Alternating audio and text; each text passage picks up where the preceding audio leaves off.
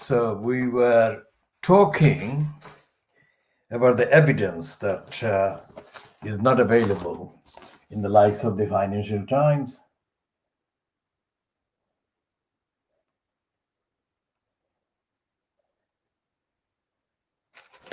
And the lack of evidence in relation to the corruption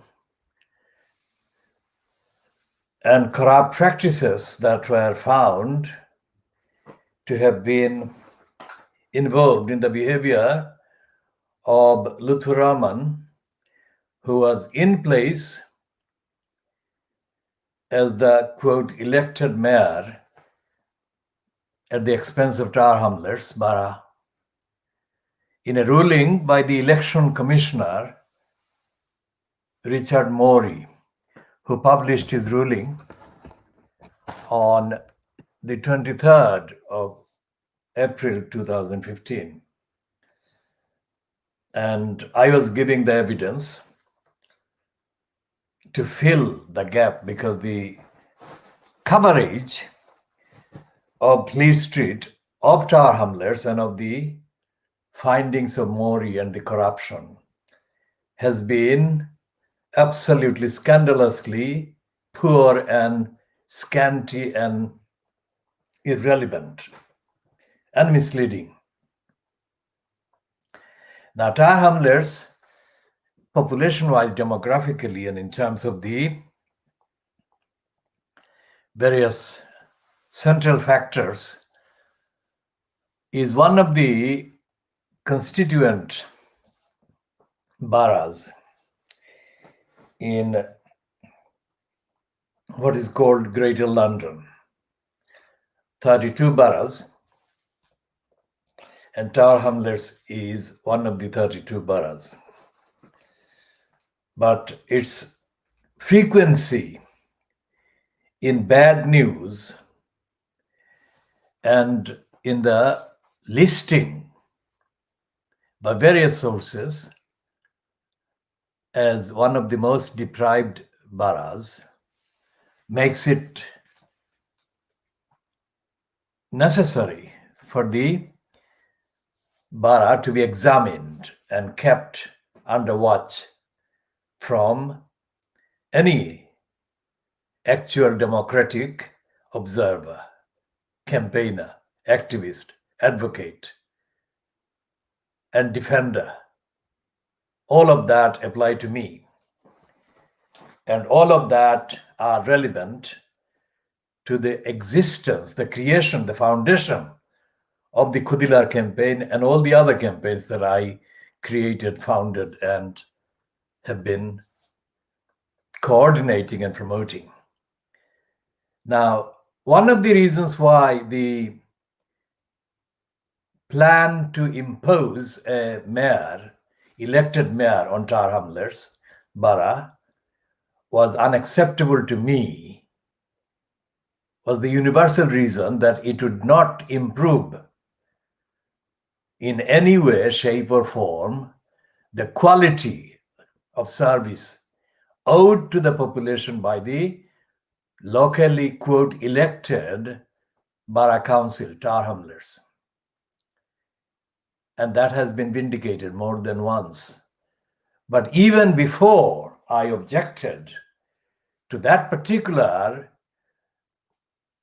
imposition that was cooked up in 2009 to 2010, even before that was done, I had been opposed to Tar Hamlets Council, formed as a kind of leader-led cabinet form of a local council. Not because I had any agenda against individuals who were councillors or council leaders or council post holders, but simply and purely and absolutely because of the dearth of quality, basic quality in the delivery or in the absence of the delivery of services owed to the community. So, ever since I arrived in London, at the beginning of the 1970s, I had to, by definition, continue the engagement with Tower Hamlets Council, which I had had cause to be engaged with even during the 1960s, because of the presence in the Bara, Tower Hamlets, of my father. And as his advocate, based on his communications to me, seeking help and expressing frustration, etc., I became involved in the advocacy from being absent, from being away from Tower Hamlets. I had to behave with the extreme kind of dedication and engagement with the evidence that was available to me, which I studied and I examined and diagnosed. And I found that Tower Hamlets Council was totally failing to deliver the services that it owed, not just to my father, but to other people in the borough. So that is when I actually became aware. So long before this mayor thing was being foisted on the borough in 2009 to 2010. So if you take it backwards, that is 10 years of the decade, and then another 60, 70, 80, 90, another 40 years. So 50 years I had been engaged for democracy and for due process behavior by the local council for 50 years. So for 50 years, I found the Tower Hamlets Council was completely failing. And it was long before anyone called Lutfur Rahman existed. Well, he may have existed as a child or as a kind of before his birth. So I started on Tower Hamlets before Lutfur Rahman was born. That is the fact. So when in 1980, at the entrance to the what is now called Bethnal Green Development Center, BDC, at 7-15 Greater X Street, I was introduced to, or a boy was introduced to me by another group of boys, to meet their boys. And the other group that introduced this boy to me in 1980 were my students in my normal kind of educational activities-based campaign in the community. So they said about this boy that he had just joined their group, which by then was called PYO, or Progressive Youth Organization. It wasn't a name I had given. It was a name given to the group by a spy who interfered to sabotage the work that I had been doing. That is another topic which I shall be discussing in due course.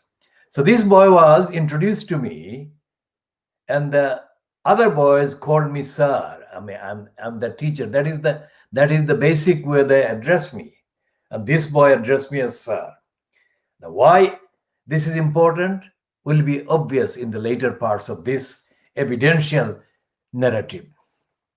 None of this is available in any of the published reports or documents or commentaries or anything. So I'm giving the evidence about how and why I had to oppose the imposition of the mayor system in Tower Hamlets. Remember, it is based on 50 years of my work in Tower Hamlets, although a few years was before I physically arrived in Tower Hamlets, the most of it in Tower Hamlets. And most of my work, all my objections to the imposition of the mayor was based on the evidence of the previous 50 years. Whether I had gathered the evidence while on site, physically in Tower Hamlets or outside is immaterial, because the evidence was impeccable, because I organized the collection of the evidence and I tested the veracity of the evidence and I checked the aftermath of my application of the evidence at the given time and at the given stage, every stage. So that was happening for 50 years before 2009 to 2010, when a strange group of individuals, unknown to me, still unknown to me 10 years later, apparently organized a petition to have a system of mayor and to have this referendum held on the question of having a mayor in Tower Hamlets. When I heard that, I knew that that was wrong.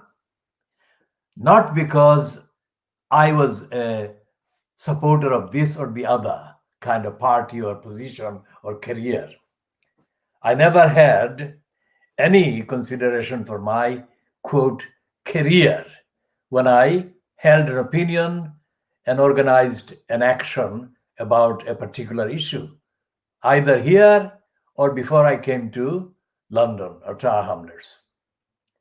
It is always, has been, and it shall be objectively based on evidence, full stop. Everything I said in the past has been vindicated. Anyone who is interested to check the veracity of what I'm saying can check by contacting me via the usual channels, whatever those channels are, they may know. The point is that everything I have said, everything I have believed in has been vindicated, because I have believed in objectively verifiable, authentic evidence. It has not been prejudiced by anything else. I may have grown up around people who have had other ways of looking at things, personal prejudice, career, whatever. I haven't, and I don't, and I shall never do. It's objective, neutral, universal, verifiable evidence. All of these factors are very important to say,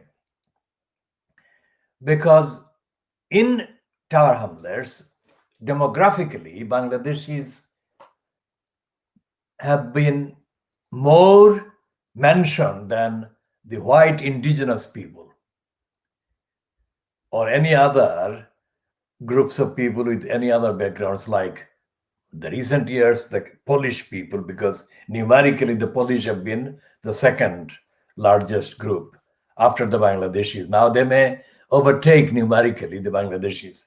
They may have done by now, which is 12th of October 2020. But in the particular kind of moment of 2009 and 10, the Bangladeshis were the second biggest kind of numerical group. But they are also, for historical and contemporary reasons of racial discrimination, identifiable by origins like the Bangladeshi community or whatever. And that was going to be playing as a key factor in anyone getting to be either selected or elected as mayor of Tower Hamlets. And that possibility was very real. And the more real that possibility, the stronger my opposition to that.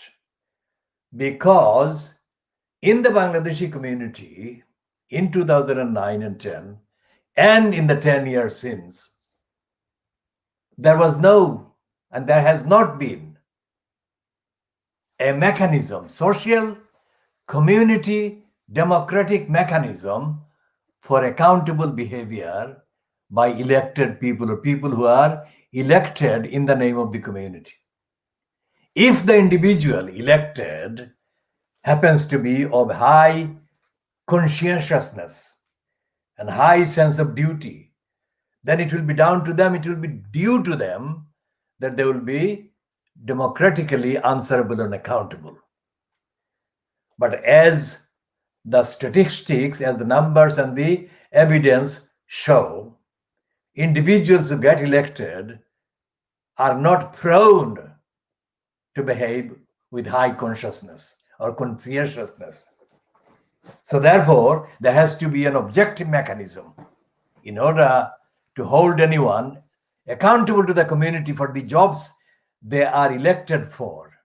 There has to be an independent, active, transparent mechanism that forces, compels compliance with the duties that are owed to the community by the person or personnel who are elected at the expense of the community or in the name of the community.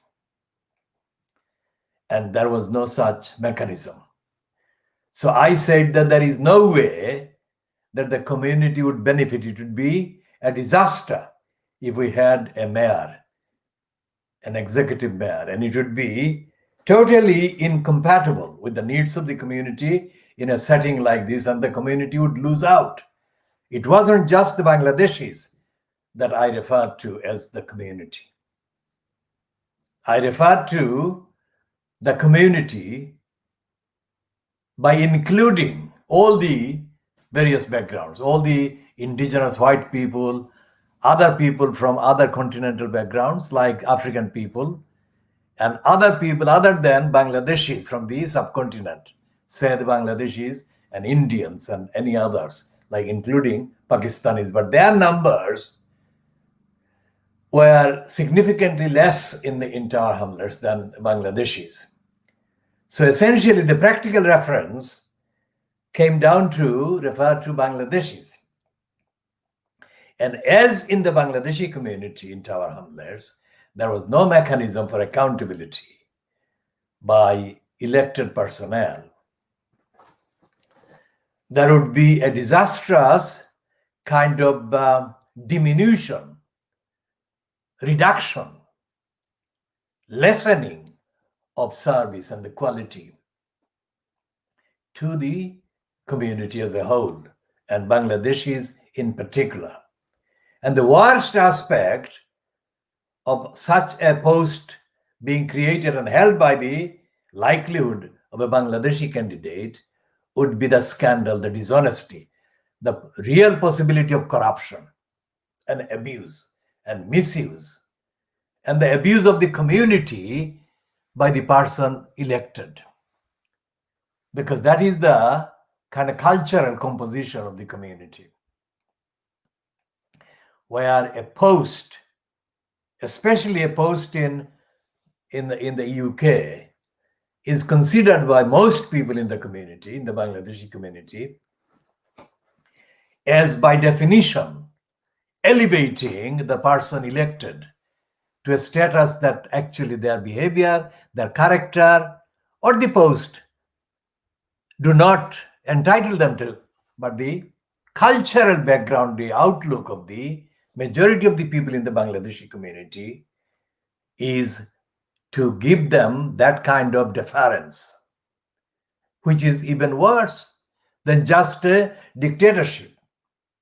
Because if the majority of the people or the majority of the people kind of engaged in issues, in discussing issues and watching issues about the community and about the council,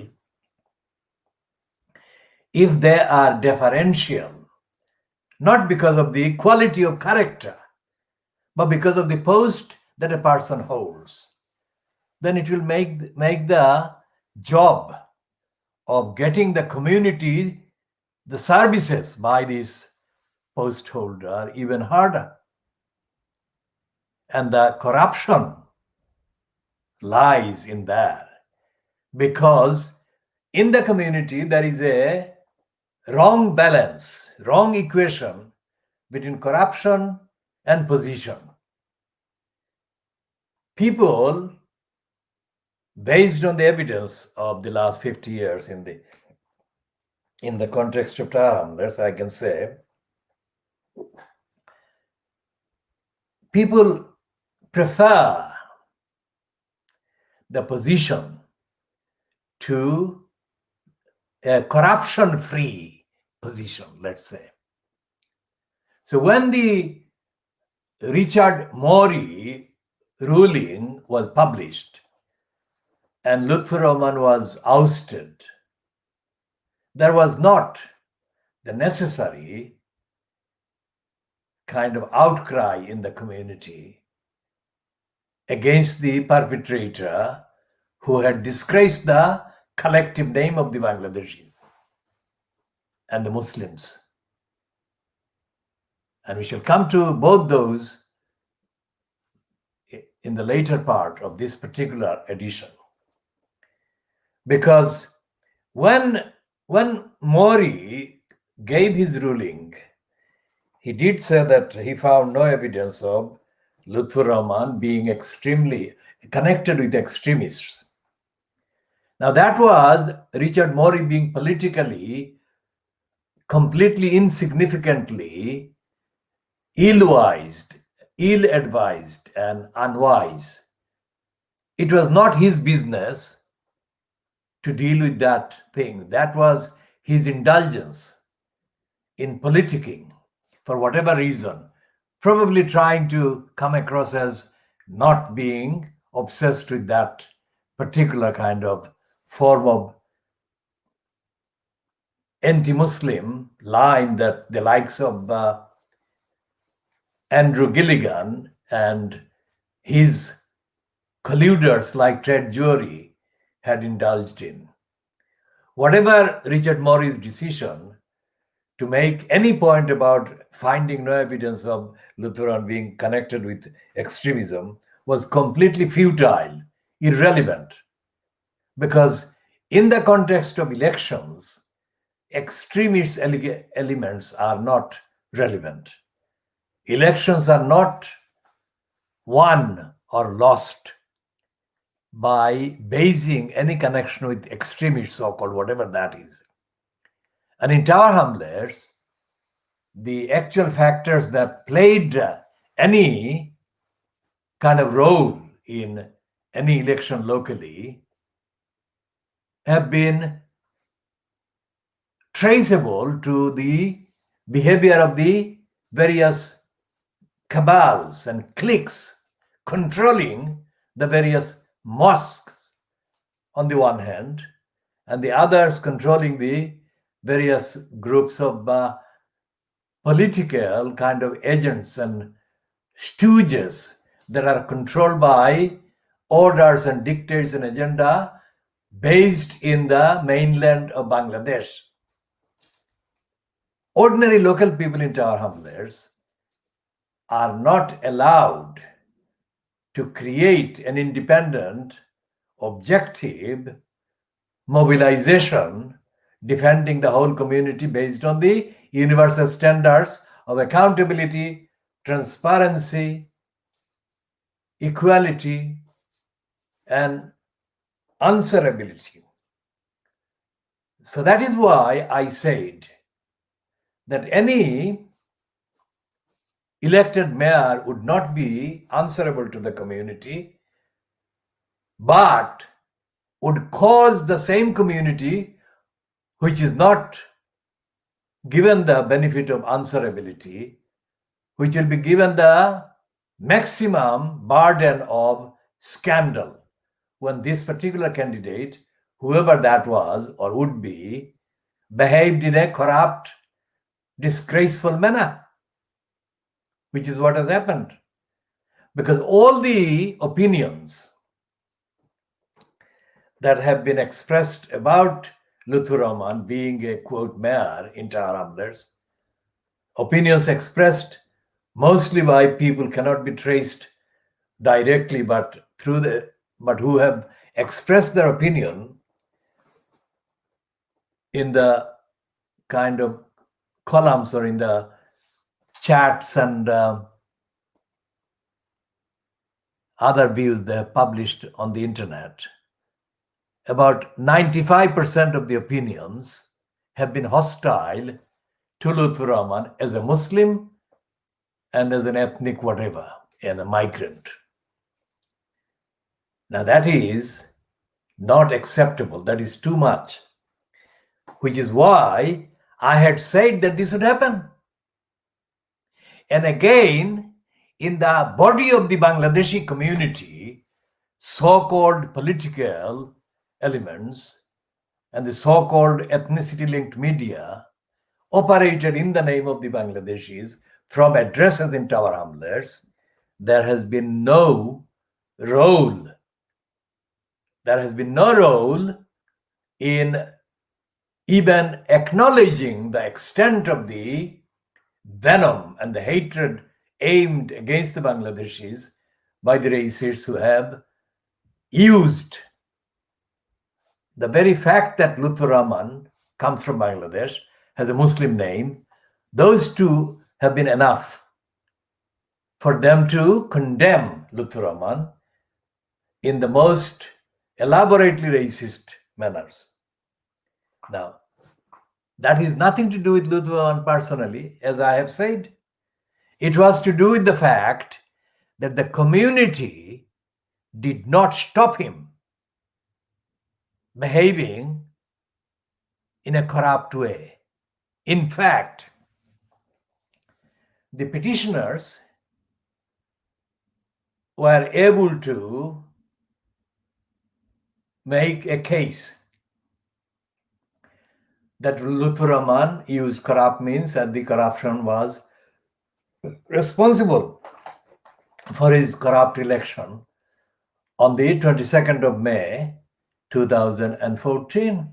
That shows that there was not any evident, traceable activity against corruption among ordinary Bangladeshi voters.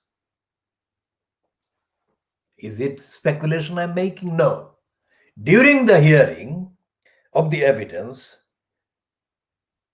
in favor of the kind of defendant or respondent, first respondent, as he is called in the paper, in the judgment, Lutfur Rahman,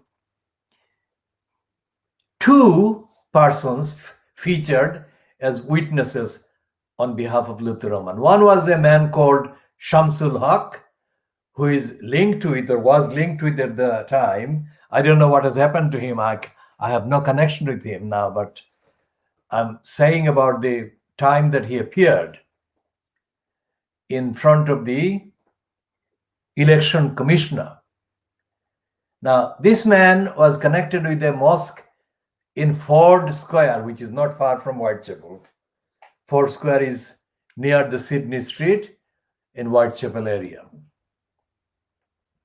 So he was apparently appearing before the election commissioner to give a certificate in favor of Lutfur Rahman, saying that he was,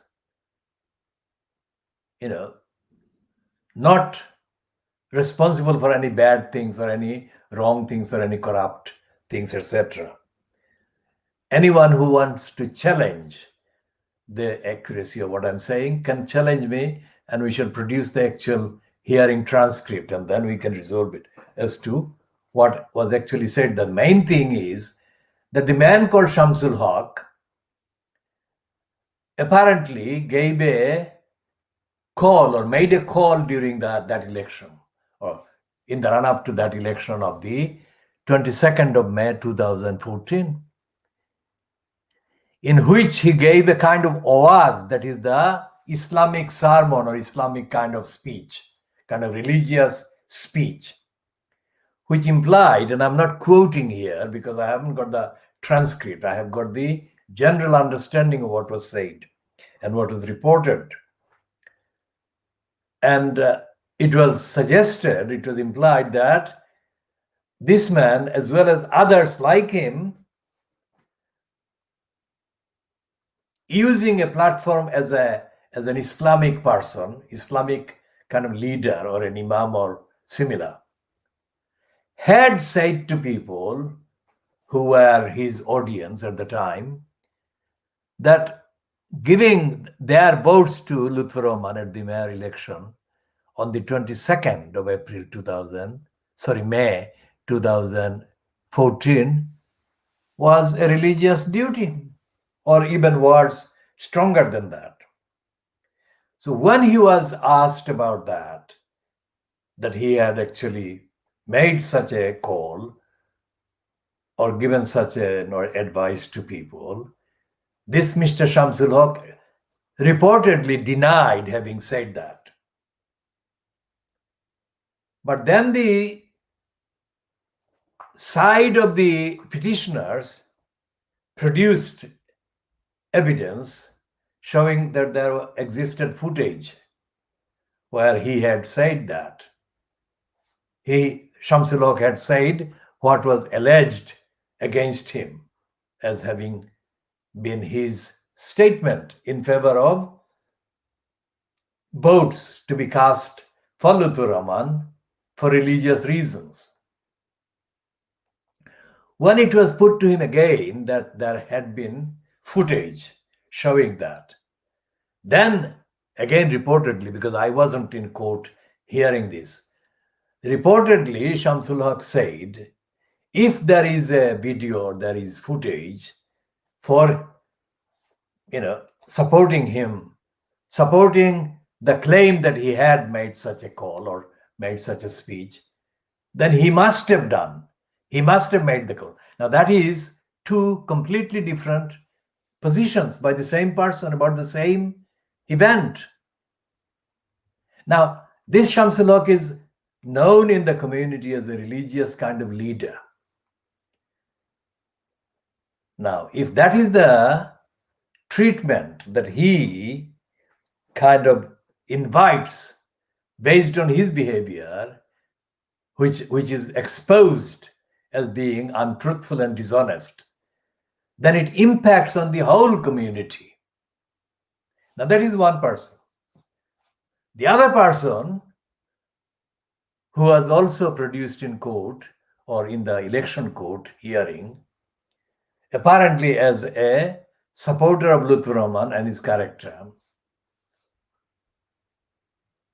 was found to have been herself open to the charge that she had lied and stolen money as a member of the House of Peers. Now, these are two additional persons in addition to Lutfur Rahman himself. Now, three of them appearing either as the respondent, which is Lutfur Rahman, or as his kind of supporting cast of witnesses in the election court. Three of them appearing on a public platform, public meaning public to the whole public population in the UK, if not beyond. If they can be in that way, on the facts of their conduct, condemned in the way that they have been condemned, then what I said in 2009 against having an elected mayor is vindicated there. Not because I was opposed to having an elected mayor, but because there were not any capacities, any installations, any preparations, any factors, any safeguards available within the quote Muslim or Bangladeshi community in Tower Hamlets to stop such corruption and lying and dishonesty and scandal. That is put not on the shoulders of people who are London-based or Tower Hamlets-based stooges or Bangladesh-based political operatives or operators, but ordinary Bangladeshi person going about their normal duties and businesses in Tower Hamlets and taking the blame for something they never did or never wanted to do. So that is the very complicated but very real and very transparent warning that I had given against having an elected mayor. Now, little did I know that Lutfur Rahman would behave as dishonestly, as corruptly, as untruthfully, and as treacherously and stupidly as he turned out to behave during the years and the time that I had to tell him to stop the criminals in the council and stop the criminals' collusion with the Spitalfield Small Business Association's criminals. This is part of the evidence. This is only part of the evidence summarized of the damage that Lutfur Rahman caused. Because it wasn't like I was implying, it wasn't like I was giving him hints. I told him to his face. I told him to his face on Friday, the 29th of October 2010, outside the Brick Lane Mosque in Brick Lane. And I said to him that sit down with me and listen. Otherwise, you will disgrace the whole community and you will cause severe damage. He said he needs a few weeks to settle down before he would sit down with me. He never sat down with me. On the 15th of February 2011, Tuesday in the morning, opposite number 160 Brick Lane, I told him to sit down with me and stop the criminals, otherwise severe, incalculable damage would be done to the community, to humanity, and he had the option to stop the criminals because he was in post. He could do that by using his position as the elected post holder in that post. He promised and he said he would sit down with me if I contacted him, which I did, and he never sat down with me.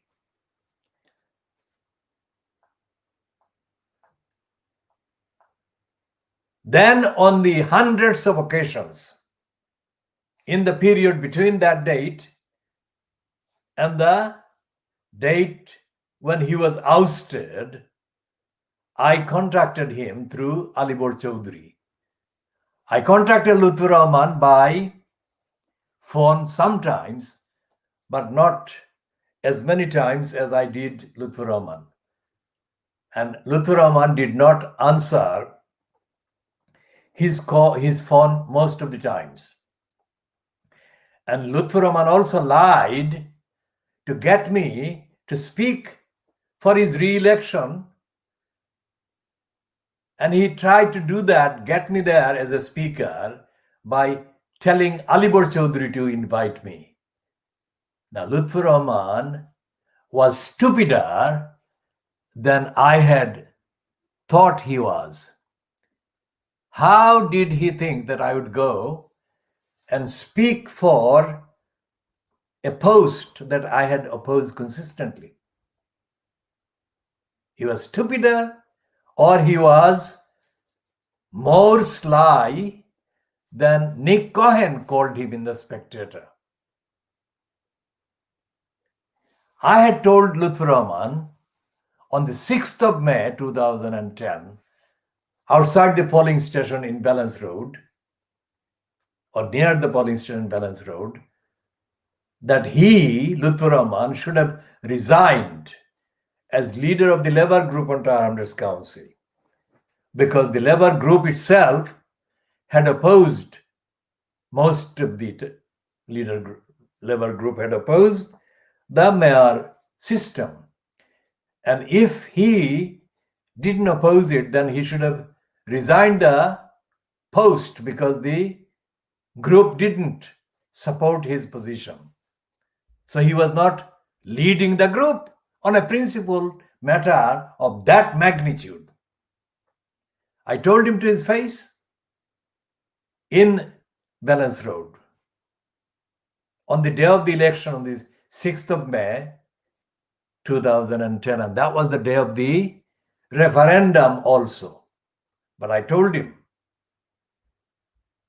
And in June 2010, I told him at an event in the East London mosque-based London Muslim Centre, where he was promoted as a speaker on the occasion, and I told him.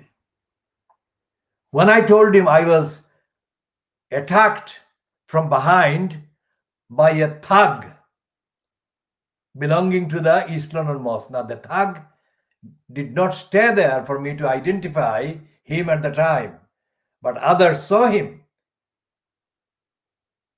Now, the thug came and pushed me for no reason, just to dislocate me from the spot I was standing at, taking a picture of Lutfur Rahman. Now, that is evidence of criminality backing Lutfur Rahman. That was in June 2010.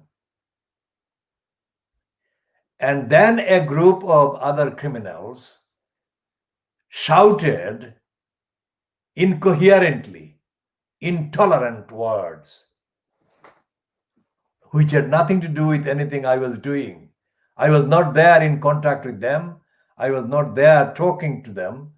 And I had no intention of talking to them. I was there to tell Lutfur Rahman that he was wrong on this course of becoming a mayoral candidate or whatever at that time he was. So Lutfur Rahman was ungrateful and stupid to ignore so many separated, specific and clear advice from me directly, personally, in person.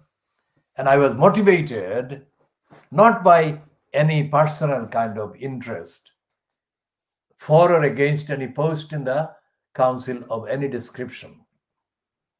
I was thinking about the longer term impact that the scandalizing of the community would have against the people at the time coming from Bangladesh or Bangladeshi backgrounds, and also against Muslims, and against the people in the Bara of all backgrounds, because everyone was losing from the corruption which was going to be imposed on the council, in addition to the corruption that already contaminated the council right from the beginning of this council that was formed in April 1965.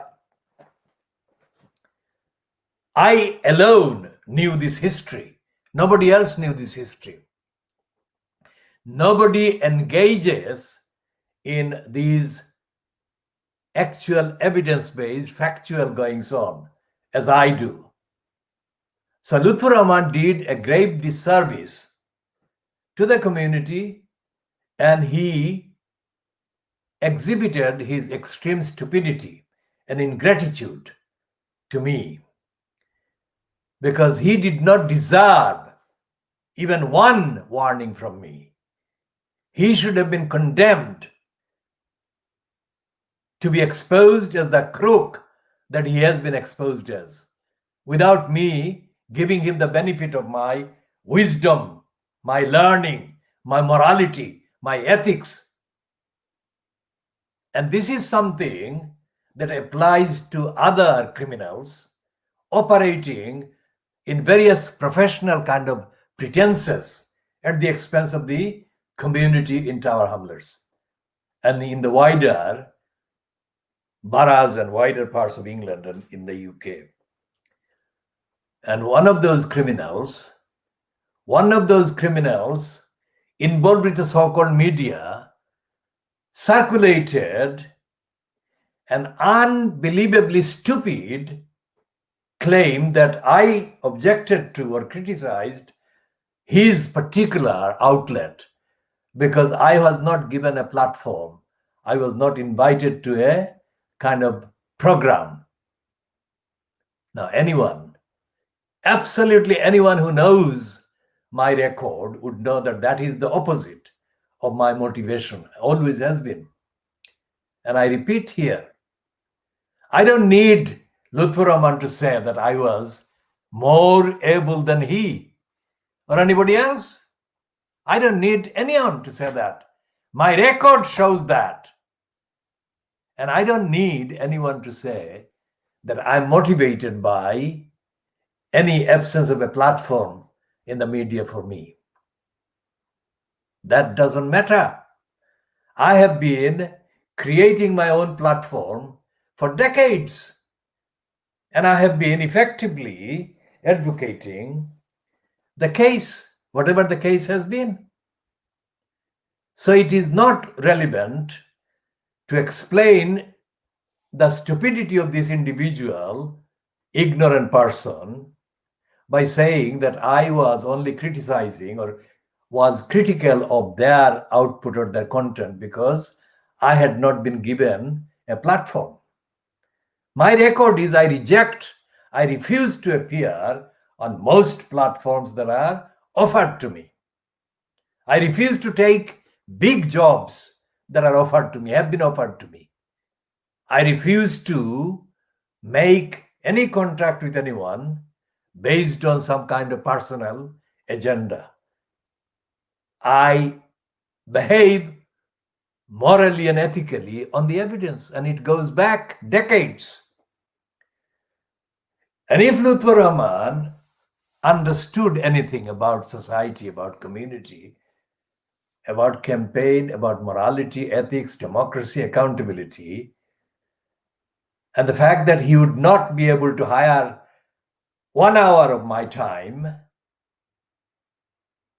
let alone receive these many consistent, clear warnings from me over several years, he would not be able to afford my time, pay for my time, even one day. So it's higher in value than anything he can imagine. Higher in value because everything I have said, everything I say is vindicated. That is the test. That is the evidence. That is the quality. And I don't believe that Lutfur Rahman has the mental capacity, intellectual capacity to understand any of it. That is another limitation I was concerned about when they were peddling the post of mayor, because I knew that whoever would get selected or whoever would get organized by the manipulators would lack the necessary morality, the necessary character, the necessary integrity, and the necessary gratitude to the community. I said the last one, gratitude. Because one man, he comes from the same area as Lutfur Rahman comes from. Not same area like next door kind of village. But he comes from the same kind of administration area called Balagoinj in Ceylon. So when he spoke to me at the entrance to the then Royal London Hospital, which was still in the Whitechapel Road, in 2011 sometime,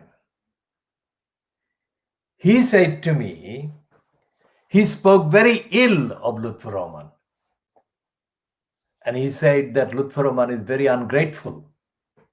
And he said very seriously, kind of personally offensive things against Lutfur Rahman, which I'm not going to repeat.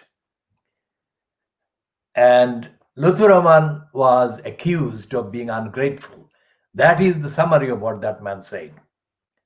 Well, that man is actually someone who has a record of working with me on certain campaigns, and he has always expressed positive thanks and recognition, appreciation to me. That is all I can say. But he said to me that he had helped the election campaign for Lutfur Rahman in 2010, October 2010. But after Lutfur Rahman got in, Lutfur Rahman stopped answering his phone calls.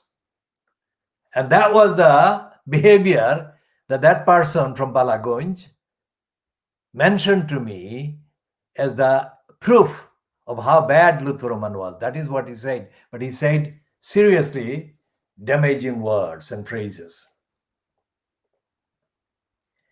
So other people have said other things about Lutfur Rahman's character. Now, that was not my motivating factor in 2010, in January 2010, when I first started the actual public statements against the mayor system. My concerns were that whoever would be, and I didn't know at that stage it would be Lutfur Rahman, but I knew that somebody from the community would be. And I said that it wasn't going to be enhancing the reputation or the integrity of the community. That was the concern. And that included the degeneration, the deterioration in the standards of Tar Hamlets Council's service to the community, owed to the community.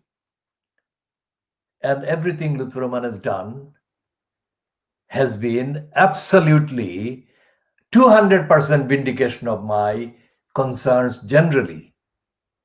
For example, in the beat that the Channel 4 did, not their dispatches program that Andrew Gilligan did on the 1st of March on Channel 4, 2010. It is the small program that Channel 4 did during Lutfur Rahman's still tenure in that post, quote, elected mayor. And they said that he was filmed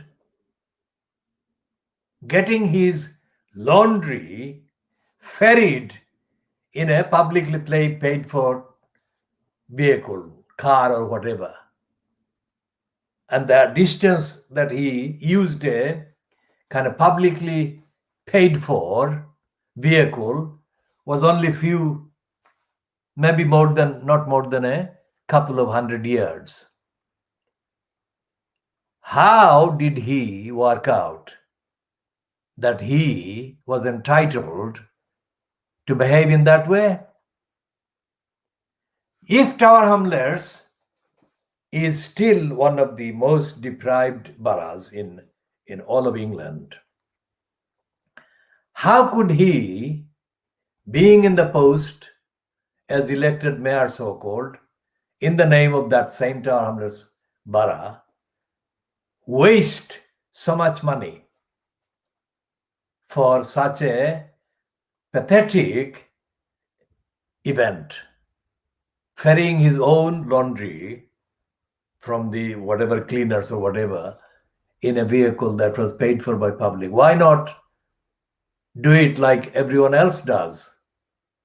Either carry it in his own vehicle or carry it in a bag or bags, like I do. I never have